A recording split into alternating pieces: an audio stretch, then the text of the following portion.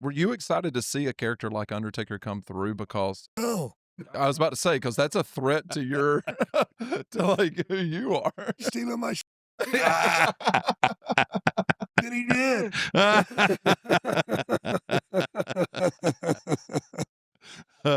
That is spoken like a true old timer right there.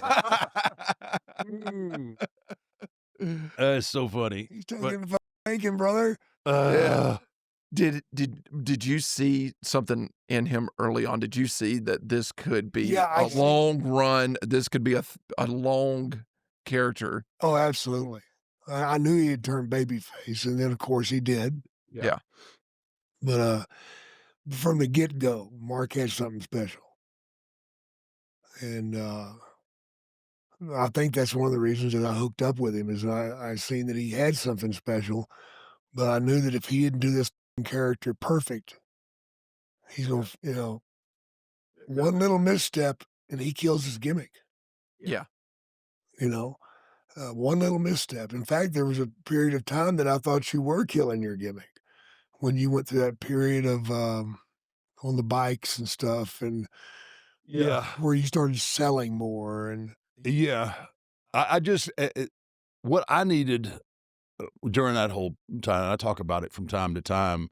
Is one like I needed a little bit of a mental break because as great as the character is or was, it really it confines you oh, yeah. to what you can Oh, do and yeah. what you can't do. Absolutely. And we're this is when we're going into that time period where you got Everybody's doing that. everybody's cutting these just outrageous promos and all the handcuffs are off and we are pretty much everybody has carte blanche to just go do whatever the hell they want.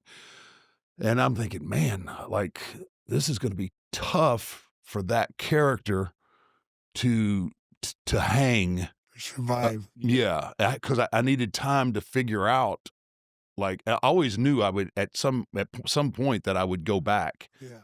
It would be an evolved part of that character, but it would never be the way that it was. And so it just gave me a little bit of time to take a deep breath, stay on, be able to cut some promos in the same, kind of Ballpark with as the other as guys. Austin and Rock and all of those guys. Uh, and again, then when I went back, like everything was recharged, and then I could bring, I brought all of it together and felt like it was fresh and new again when I did it. That's so important.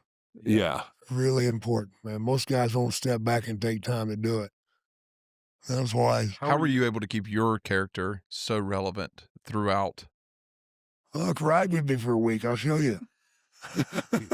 Well, honey, what a character. It was him. It was You get the him. real deal here, bro. Yeah. It wasn't big. It wasn't that big of a stretch for Jake. It was just like there was That's there kinda was where I'm Jake at. and then Jake TV. Yeah. That's Yeah. kind of where I was at. And then, those were rough days on me because it took a lot to do what I did and survive, Yeah. because all the that after the show takes its toll. Um, you think you can handle anything till you find something you can't handle, something that winds up handling you. And that's what happened to me. You know, I'd always been able to handle whatever I took or whatever I smoked and come out the other side. But when he got the cocaine, brother, it tore me a new ass. No mercy there. There's None, none. And but it didn't mean I didn't fight a good fight. I fought it for 20 fucking years, man. Not many people have a 20-year cocaine career. no. No. They're dead by then. And by the grace of God, I'm not dead. And hopefully we'll be able to get to that maybe some other time. But yeah. But what it did do is it opened up my door for me to fuck up my career. Because I had a lot of time left. And then my biggest mistake was going to WCW. but I would have never went had I known what had happened. I worked a deal out with Kip Fry. We had to go down this street and turn at that corner and go into that hotel and get on the phone that's in the, Mm. secret meeting at midnight, to work out this deal because you can't be messing with other people's talent. There's laws against that. But I worked out a multi-million-dollar deal with him. Well, Vince, he got me on the last deal for me to get out of my contract up there because I was still under contract. I said, look, I'll wrestle Mark. I'll put him over, but I'm done after tonight. If you won't let me off my contract, I'm not going to the ring.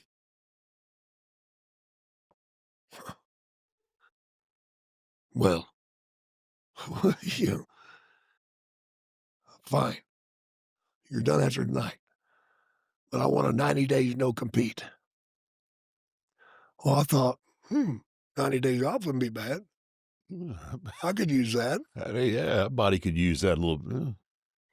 And I'm thinking that'll be nice. So I do the thing, go home, and I guess after about 3 weeks, I get a phone call from Kip Fry.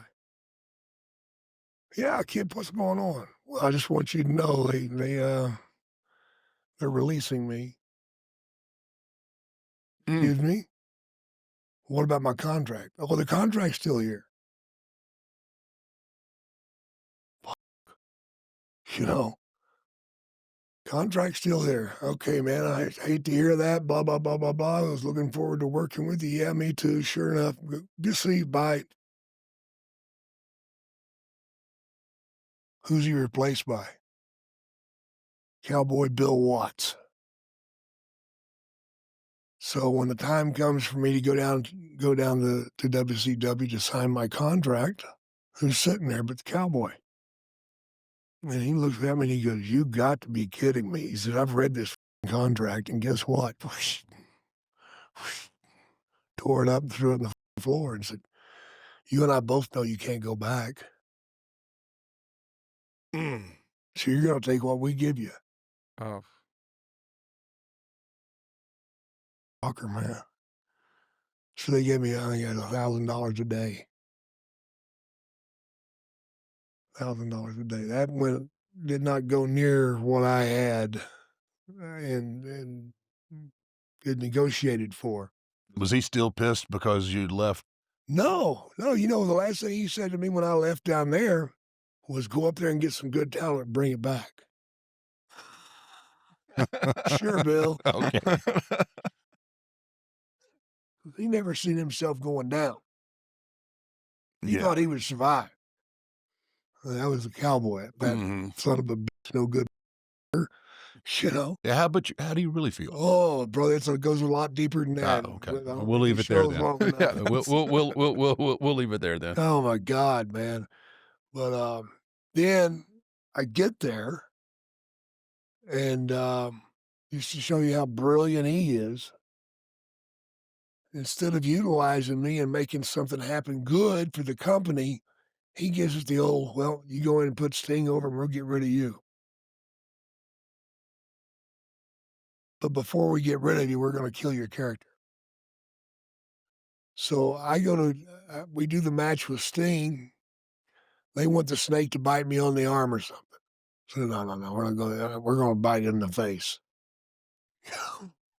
Cocaine's a nasty man. That was all cocaine. Let a snake bite you in the face. But I force fed my face to that snake. Anyway, I go to the next TV taping and get ready to do an interview.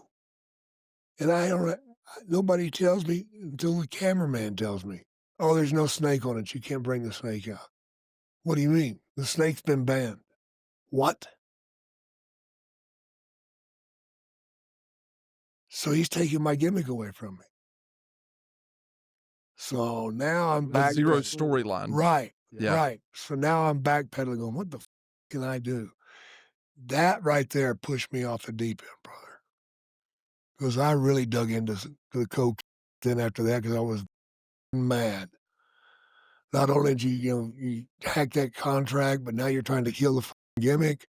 You son of a blah, blah, blah. What can I do? And my lawyer came to me. He says, I'll tell you what you do. He says, from everything that you tell me about this cowboy Bill Watts, why don't you put yourself in rehab and see what he does?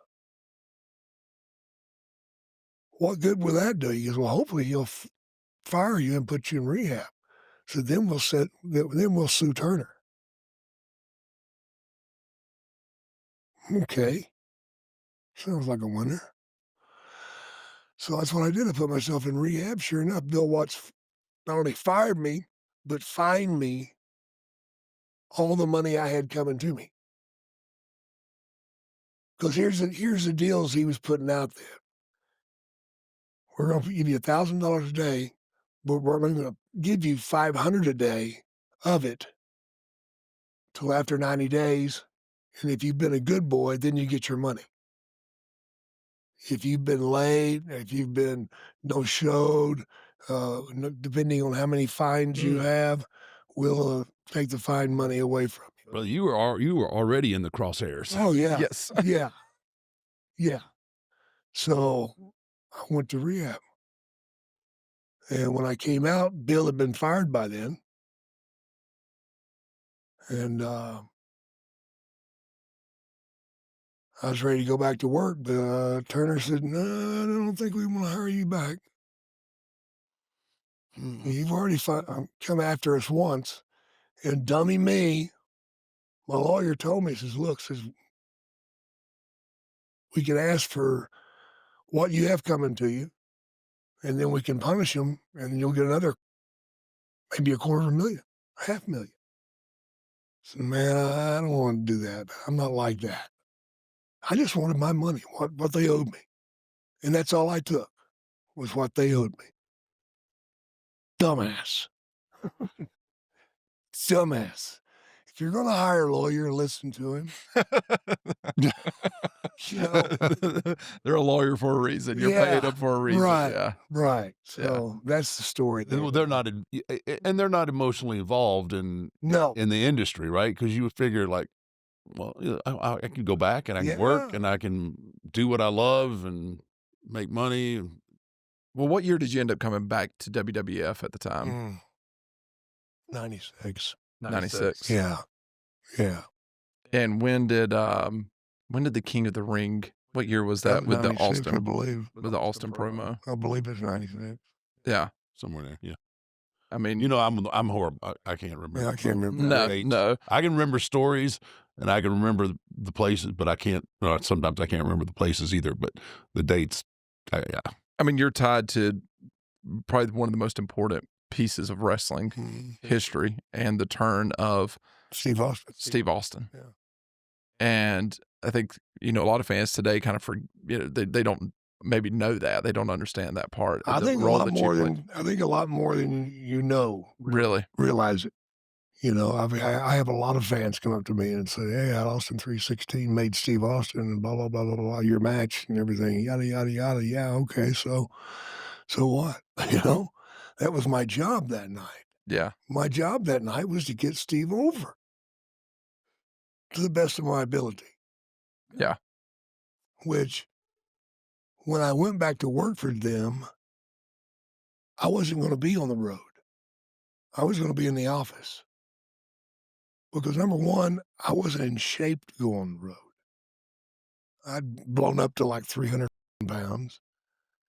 And brother, I had no gas left in my tank, man, at 300 pounds. But as soon as I got up there, every time somebody was hurt or somebody was needed to go do promos somewhere else, Jake, we need you to go on the road tonight. Pretty soon it was, oh, so-and-so got hurt. We need you full time on the road. And that was a kiss of death. That was a kiss of death because I was so out of shape, gasping for air, trying to stay sober, trying. And it wasn't easy, man, because there were a lot of people that wanted to see me drunk. unfortunately, in wrestling, there's still that jealousy's a man. Kill more people than war ever has.